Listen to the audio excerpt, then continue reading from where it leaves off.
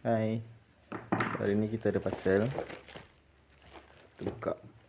Kita beli barang Vespa LT 150. Seller baru hantar semalam. So LT 50 kita tu mengalami kerosakan, bateri dia kurang cas. So sebelum ni kita dah tukar rectifier dia dah. So rectifier tu dah tukar pun dia still masalah. Current dia masih still 12. Dia sepatutnya 13, tapi bila pasang lampu lagi turun lah. Dia jadi 11 volt kan. Kalau pakai lama lagi dia turun volt dia. So okey, ni saya nampak dah Piaggio. Dia pun tak tahulah ori ke tak barang ni. Okey, tapi dah tulis lah Piaggio Aprilia Piaggio Group. Kita tengok ke dalam dia.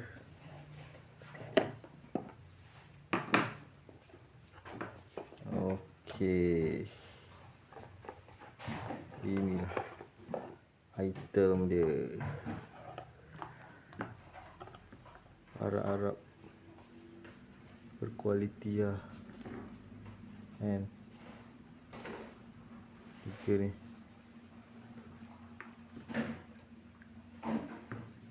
Ini dia punya pulsa dia.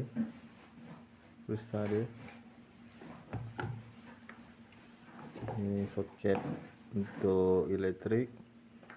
Ini untuk pergi ke coil plug CDI apa semua. Ini yang cover api. Ini cover api plug. Ini lampu bateri semua. Ini sensor. Ini pergi body. Okey. Inilah barang yang kita beli, berharga dalam 200 lebih. Tapi itulah made in China lah.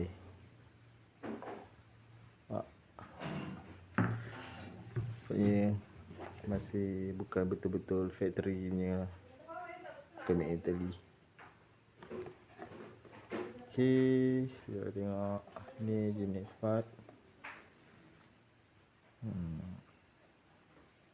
Ni pun magneto.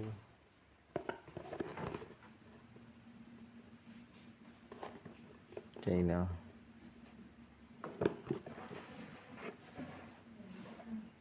Vespa Liberty LT 150 fuel coil.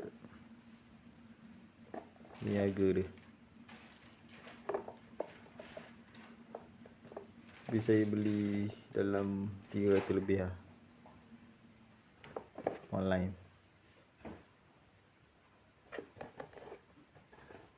Ni kita nak pasang sendiri lah nanti. Sakit kat kepala nak mikir, nak memasang sendiri, nak buka sendiri LT. Okey, tak apalah. Itu saja untuk setakat hari ni. Sekian, terima kasih.